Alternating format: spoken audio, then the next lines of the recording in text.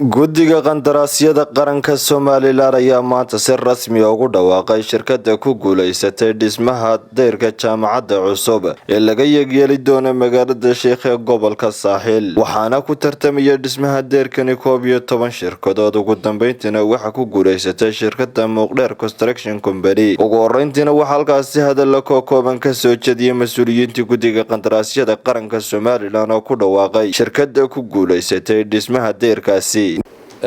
qandaraaska dhismaha deerka jaamacadda sheikh waxa ku soo tartamay 12 shirkadood 9 shirkadood baa soo xaadiray 3 shirkadood way habsaameen waxa short list-ka galay 3 shirkadood Muqdheer Construction Company Engineering Service Company Almis Construction Company waxa ku guuleystay qandaraaska dhismaha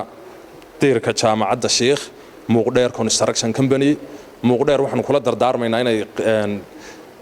dhismo tayo leh ay u dhisi doonto qaranka Jamhuuriyadda Somaliland inuu madashan isugu nimaado mar labaad waxaan u mahadcelinayaa maamulka degmada ugu horeeya gudoomiyaha degmadu iyo dhammaan qaybaha kala duwan ee bulshada ee degmada Sheikh waxaan sidoo kale u mahadcelinayaa dhammaan tartamayaasha ka soo qayb galay qandaraaskan aynu maanta ku tartamayno ama aynu bixinayno sidaad ogtihiin maanta ay tahay maalin Axada 8 bisha June 2020 waxaanu furi doonaa isla markaana ku shaacin doonaa qandaraaska aynu ugu jirno ama loogu tartamayo deerka jaamacadda degmada Sheikh geesta kale waxa iyaguna halkaas hadalka iska daba qaatay mas'uuliyiinta shirkadihii laga guuleystay iyo shirkadii ku guuleysatay iyo waliba mas'uuliyiin kale oo tiro badan oo dhamaantood bogaadiyay guddiga qandaraasyada qaranka Somaliland waxaan guddiga qandaraasyada qaranka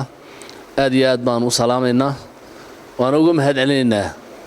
aqbalka aan u gudbinay ee naga aqbaleen inay tartanka iyagu qaadaan oo si xalaal ah u qaadaan oo u kala saaraan dadka fara badan ee shirkadaha fara badan ee soo codsaday ama doonayay inay ka qayb galaan dhiska jaamacadda Sheikh aad iyo aad baan horta ugu mahadcelinaynaa masaafada dheer ay u soo socdeen ay u hoydeen aad iyo aad baan si mug leh ugu mahadcelinaynaa shirkadda Muqdheer ayaa estimationkii ugu dhawaatay waanu hambaliyeen 9 shirkadood baan meeshan ku nimi hambaliyanu leenahay cidun baa kolley dhisi lahayd dadka meesha joogaana waa wada reer Somaliland way soo wada foof tageen mid baa ilaahay ku dhaweeyay ka ilaahay ku dhaweeyay ilaahay baa u gartay marka waanu hambaliyeenaynaa ilaahay iyagana hal la qabto ilaahay ha u barakeeyo bismillaahir rahmaanir rahiim magacaygu waxa weeyaan waa injineer Shaafic Cabdiqani ka socda shirkadda ESG waxaan nahay 3 shirkadood ee short list-ka ku soo baxay ee la tartamay Muqdheer runtii waxa weeyaan waxa ka dhacay tartankii ugu transparency amba ugu cadaalad badnaa ay abid ay qabato guddiga qandaraasyadu because of markii hore Slim Price la soo qoray ee ugu tartami jiray taasoo tuhun badan ugu jiray laakiin waxaan oran lahaa dadaalka xaq ka sii wada guddiga qandaraasyada aad baan uga hambaleynayaa marka hore waxaan u mahadnaqayaa Allaha awoodda leh ee xafladan qaaliga ah ee qiimo badan la isku keenay marka labaad waxaan u mahadnaqayaa guddiga qandaraasyada qaranka Somaliland ee dadaalka badan hawsha geliyay ilaa Hargeysa waxaan kuuray ka soo socday marka labaad waxa ku xiga guddiga jaamacadda gacanta ku haysa marka saddexaad waxaan u mahadnaqayaa shirkadaha reer Somaliland oo wada tartamaynay waxa weeye qandaraaska naga ku guuleysanay waxa weeye waxaan doonaynaa shirkadaha iyo guddiga qandaraasyada qaranka iyo guddiga gacanta ku haysaba waxaan doonaynaa in loogu duceeyo inuu Ilaahay nagu asturo Allah wadana nagu asturo waxaan doonaynaa CV inaan kala tagnay waxaan kuuray ka dooni mayno inaan lacag kala tagnayno CV kala wanaagsan kala tagnaaman doonaa ugu dambeyntii waxa isaguna halkaasi hadal dardaarna ka soo jeediyay gudoomiyaha golaha deegaanka ee degmada Sheikh ahna duqa degmadaasi oo la dardaarmay shirkadaha laga guuleystay iyo kuwa guuleystay isla markaana bogaadiyay guddiga qandaraasyada qaranka Somaliland waxaan leeyahay soo dhawaada degmada Sheikhna ku soo dhawaada waa markii uu horeysan arkayo guddiga qandaraasyada qaranka ah oo ilaa heer degmo hawshooda soo gaarsiisay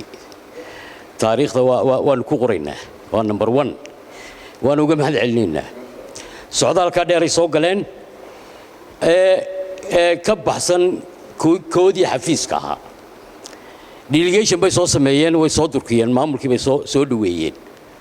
way ku mahadsan yihiin marka labaadna waxaan salaamayaa mudanayaasha iyo marwooyinka guddida jaamacadda ah ee halkan fadhiya iyagana waxaan leeyahay soo dhawaada ugu dambeyn qandaraaslayaasha shirkadaha ka soo qayb galay ee diyaarka waa inay tartankan ka qayb qaataan iyana waan soo dhawaynayaa waa maxamed cali axmed maxamed kaabe telefishinka caalamiga ee eryal magaalada sheikh.